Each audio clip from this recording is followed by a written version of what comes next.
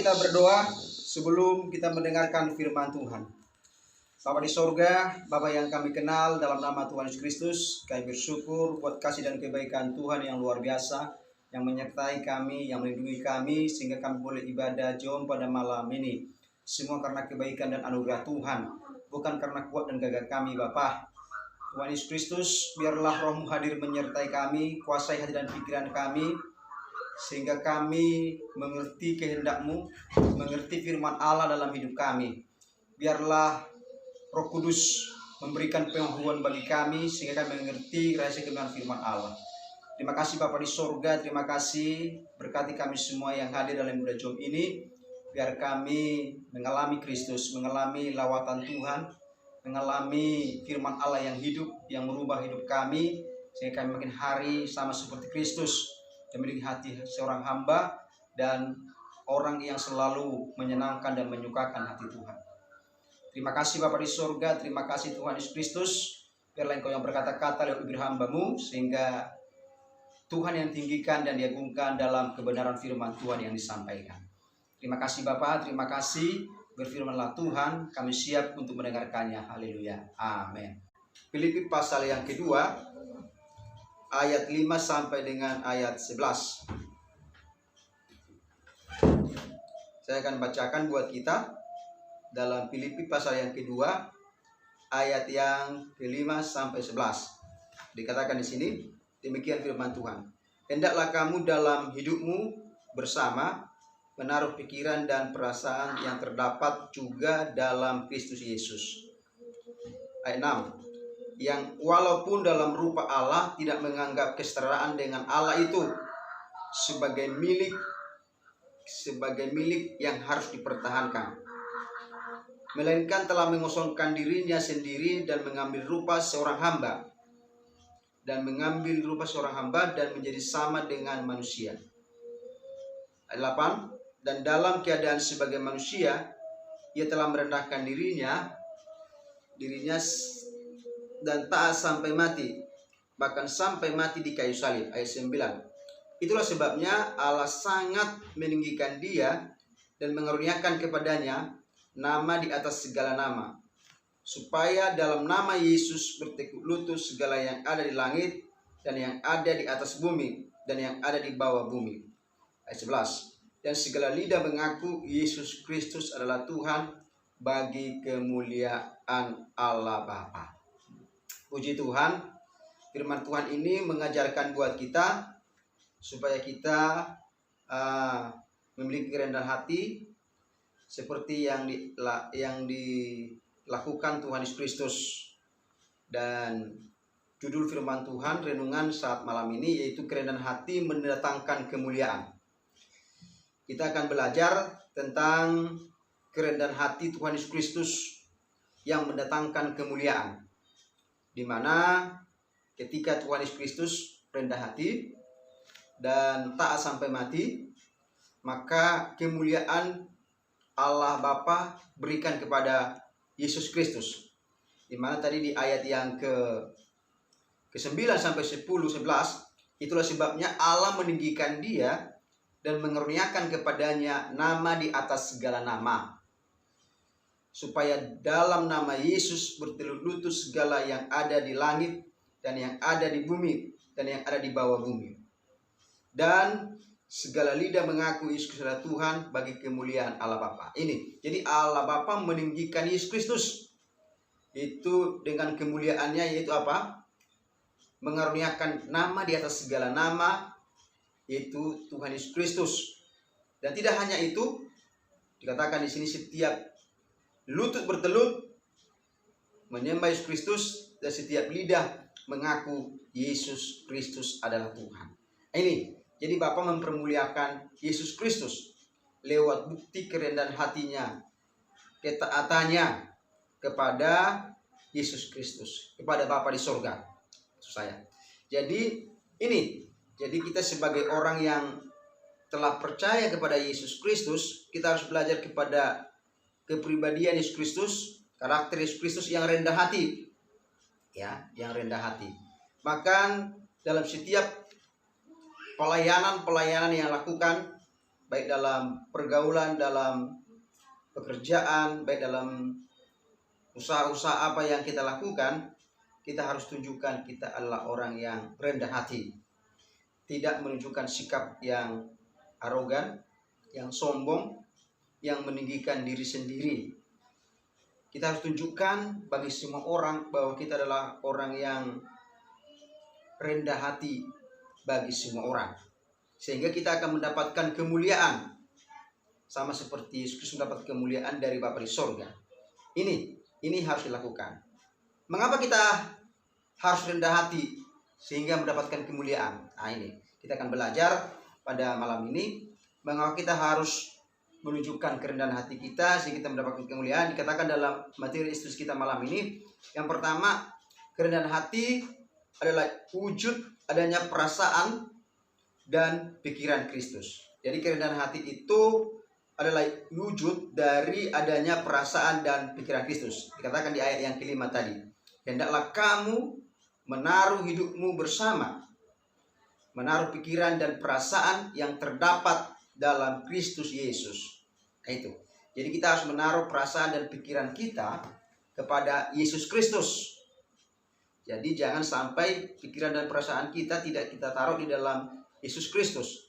Karena ini yang membuktikan bahwa kita mau belajar rendah hati kepada Yesus. Kata rendah hati di situ dalam bahasa Yunani disebut proneim. Proneim. Artinya dia tidak angkuh, tidak sombong, tidak mementingkan diri sendiri.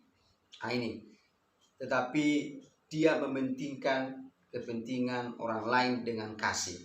Jadi ini kita harus menunjukkan sikap kita dalam seluruh aspek kehidupan kita, orang yang menaruh perasaan dan pikiran kita di dalam Kristus Yesus. Dengan cara apa?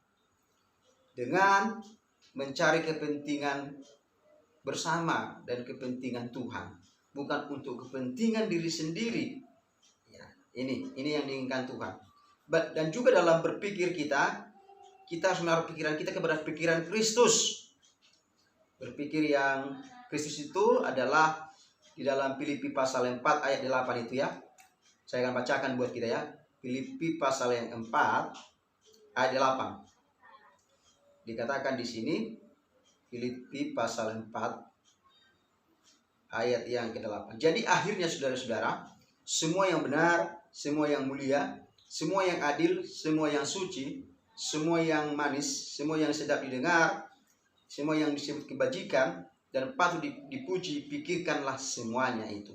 Jadi inilah menaruh pikiran Kristus dalam hati kita. Jadi kita harus berpikir yang benar, berpikir yang mulia, berpikir yang suci, berpikir yang adil, berpikir yang manis dan sedap didengar, bukan berpikir yang kotor, bukan berpikir yang negatif, bukan, tapi berpikir yang baik, yang benar, sesuai dengan firman Tuhan. Ini. Jadi kita sebagai orang yang telah percaya kepada Yesus Kristus, jangan sampai ada pikiran-pikiran negatif, apalagi pikiran kotor. Ya, bahkan pikiran-pikiran cabul atau pikiran-pikiran yang merugikan orang lain. Maka kalau ada itu, kita tidak menunjukkan hidup kita selaras dengan pikiran Kristus, tidak akan menunjukkan seperti itu nantinya. Jadi orang yang selaras dan seperasaan dengan pikiran Kristus, dia pertama tadi dia akan mementingkan kepentingan orang lain, bukan kepentingan diri sendiri, bukan egonya. Yang kedua, dia akan memiliki pikiran Kristus yang membangun, yang menguatkan, bukan yang melemahkan. Pikiran-pikiran Kristus tadi saya sudah bacakan, yaitu semua yang baik, yang benar, yang mulia, yang suci, yang patut dipuji, itu harus ada dalam hidup kita. Jika itu ada dalam hidup kita, maka kita akan menunjukkan sikap kita dalam perasaan dan sepikiran dengan Kristus, yaitu dalam kerendahan hati kita. Orang yang rendah hati itu memikirkan, saya katakan, orang yang rendah hati adalah memikirkan pekerjaan Tuhan, memikirkan pekerjaan Tuhan, dan bukan memikirkan pekerjaan diri sendiri. Bahkan orang yang rendah hati itu memikirkan kepentingan orang lain juga. Mari kita belajar mementingkan kepentingan orang lain dan kepentingan Tuhan dalam hidup ini. Sehingga sikap kerendahan hati kita itu benar-benar kita tunjukkan seperasaan dan sepikiran dengan Kristus dalam hidup kita. Sehingga kita akan mendapatkan kemuliaan bersama dengan Yesus Kristus, seperti Yesus Kristus melakukan itu. Dia rela mati di kayu salib, dan tidak hanya itu, Yesus Kristus itu dia mengosongkan surga, menjelma menjadi manusia sama seperti kita. Itu bukti kerendahan hatinya, supaya kita diselamatkan dan supaya kita mengikuti teladannya, tetap rendah hati, tidak meninggikan diri, tidak memegahkan diri, tidak menonjolkan diri, tidak merasa diri hebat, tidak merasa diri benar dalam hidupnya. Yang kedua, saudara yang dikasihi Tuhan, kerendahan hati itu adalah wujud dengan adanya ketaatan. Jadi yang kedua, kita harus menunjukkan ketaatan kita. Orang yang rendah hati pasti akan menunjukkan ketaatannya kepada firman Allah, ketaatannya kepada Tuhan dalam melakukan kehendak Tuhan. Orang yang taat dalam melakukan kehendak Tuhan, dia tidak akan berbantah-bantah. Dia tidak akan berbantah dengan Tuhan, dia akan tulus ikhlas melakukan apa yang diperintahkan Tuhan. Dan ketaatan kepada Yesus Kristus itu membuktikan bahwa dia, Yesus Kristus itu rela, seperti saya katakan tadi, rela inkarnasi atau menjadi manusia itu bukti ketaatannya kepada Bapa di sorga. Jadi sama seperti kita, itu ketaatan. Yang kedua, bukti ketaatan Yesus Kristus itu dia rela mati di kayu salib. Kalau kita lihat ya, ketika Yesus berdoa di Taman Getsemani itu, dia berdoa. Yesus berdoa apa? Ya Bapa, sekiranya cawan ini janganlah cawan ini berlalu daripadaku, tapi bukan kehendakku, melainkan kehendak Bapa. Artinya, sekiranya cawan ini, artinya cawan apa itu? Salib itu. Tapi bukan kehendakku, melainkan kehendak Bapa. Jadi Yesus Kristus taat. Hanya melalui Yesus Kristuslah kita diselamatkan. Sehingga Yesus itu taat sampai mati, rela. Yesus itu rela taat. Jadi ketaatannya adalah kerelaan hatinya untuk mengikuti apa yang diperintahkan Bapa di surga. Jadi Yesus itu mati di kayu salib adalah bukti ketaatannya kepada Bapa di surga supaya kita selamat. Jadi itu. Jadi kita sebagai orang yang percaya di dalam Yesus Kristus Tuhan, kita harus tetap taat sampai mati, sampai akhir hidup kita. Gitu ya. Yesus itu adalah orang yang merendahkan dirinya, taat sampai mati di kayu salib. Itu sebagai gambaran bahwa Yesus rela mati terkutuk, bahkan sebagai budak di kayu salib, gitu ya, untuk menebus dosa-dosa kita. Itu bukti kerendahan hati dan ketaatannya kepada Bapa di sorga. Yesus rela mati, menunjukkan dia seperti terkutuk, gitu ya. Karena apa? Karena Yesus itu rela mati bukan karena berbuat dosa, bukan karena melakukan kesalahan, tetapi karena kesalahan umat manusia. Ini. Jadi sehingga Yesus Kristus itu ditinggikan Bapanya. Seandainya Yesus tidak taat sampai mati, kita tidak akan selamat. Gitu ya. Hanya memang melalui Yesus Kristuslah harus rela mati supaya diselamatkan umat manusia. Gitu ya. Mengapa harus melalui Yesus Kristus? Karena itulah janji Bapa kepada Yesus Kristus. Hanya melalui Yesus Kristus sajalah, tidak ada yang lain. Kalau menurut Taurat nggak bisa juga. Maka Yesus datang menjelma menjadi manusia dan taat sampai mati di kayu salib supaya kita diselamatkan. Itu ya, itu diselamatkan, supaya kita diselamatkan. Artinya Tuhan Yesus Kristus tidak berhenti mengikuti apa yang Tuhan perintahkan, apa yang Bapa di surga perintahkan kepadanya. Dia ikuti terus menerus, bukan hanya di kayu salib, sampai lahir, sampai dicobai. Yesus Kristus itu 3 kali dicobai, tetap taat kepada Bapa di surga. Ini dia. Jadi selama hidupnya di dunia, Yesus Kristus taat, membuktikan ketaatan, obey, submission. Itu artinya tidak memiliki hak apapun, tapi dia melakukan kehendak Tuhan, kehendak Bapa di surga. Itu bukti kerendahan hatinya dengan ketaatannya. Sehingga Bapa di surga mengangkat Yesus Kristus. Tadi kita baca, nama di atas segala nama. Jadi nama yang indah, nama yang mulia, nama yang berkuasa di bumi dan di surga hanya melalui Yesus Kristus. Tidak ada yang lain. Oleh karena itu Bapa di surga meninggikannya. Itu dikatakan tadi, setiap lidah mengaku Yesus Kristus Tuhan, setiap lutut bertelut menyembah Yesus. Tidak ada jalan yang lain, hanya melalui Yesus Kristus. Bapa di surga meninggikannya. Sehingga lewat ketaatannya itulah Yesus dipermuliakan Bapa di surga. Demikian juga dengan kita, jika kita taat kepada Bapa di surga, tidak melanggar. Artinya taat itu tidak melanggar perintah Tuhan, tidak melanggar kehendak Tuhan, tetapi tunduk dan taat, maka kita juga akan dipermuliakan oleh Bapa di surga. Mari kita belajar terus menerus taat ya, sampai mati. Taat sampai akhir hidup kita. Sekalipun kadangkala kita jatuh bangun dalam dosa, mari kita tetap bertobat.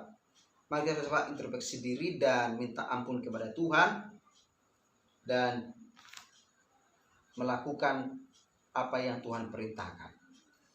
Ini orang yang taat itu selalu bertobat dan selalu melakukan kehendak Tuhan, selalu melakukan apa yang Tuhan mau, tidak melanggar. Kalau sempat melanggar, dia cepat-cepat bertobat dan tidak melakukannya lagi. Ini bukti kerendahan hatinya.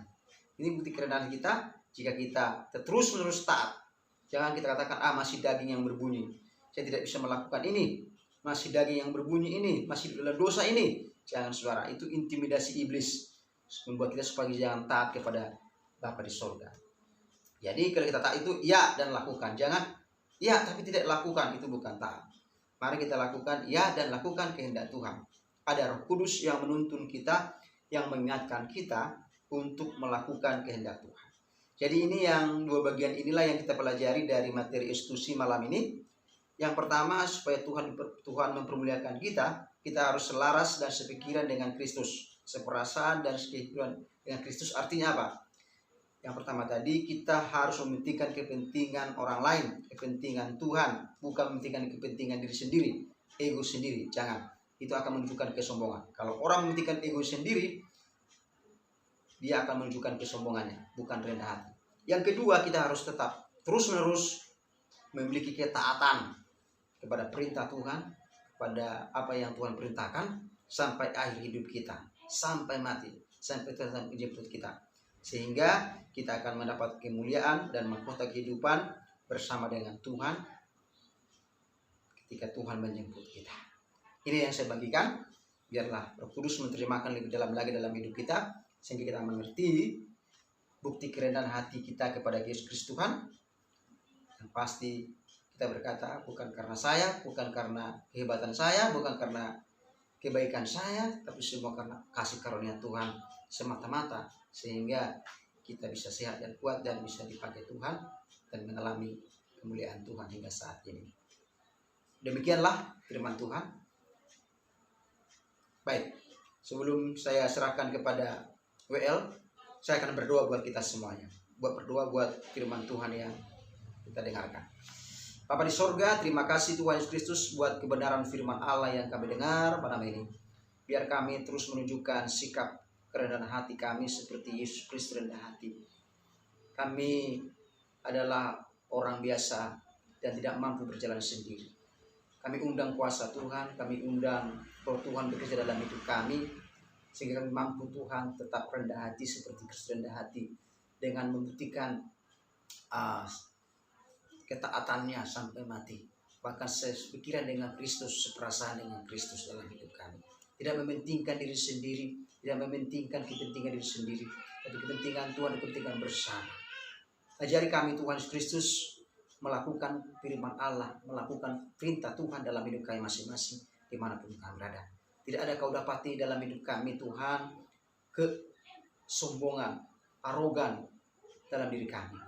Biarlah Roh Kudus menuntun kami supaya kami makin hari makin setia dan taat dan makin rendah hati dalam perkataan, perbuatan, sikap pribadi kami masing-masing dimanapun kami berada. Terima kasih Bapa di sorga, terima kasih Tuhan Yesus Kristus. Biarlah firman-Mu mengubahkan hidup kami, firman-Mu membuat kami makin bertumbuh dalam kedewasaan rohani kami. Terpujilah Engkau Bapa di sorga, berkati kami semua yang mendengarkannya. Kami sama-sama diberkati dan dipulihkan oleh Tuhan Yesus Kristus. Terima kasih buat firman Allah yang hidup. Dalam nama Yesus Kristus kami bersyukur. Haleluya. Amin.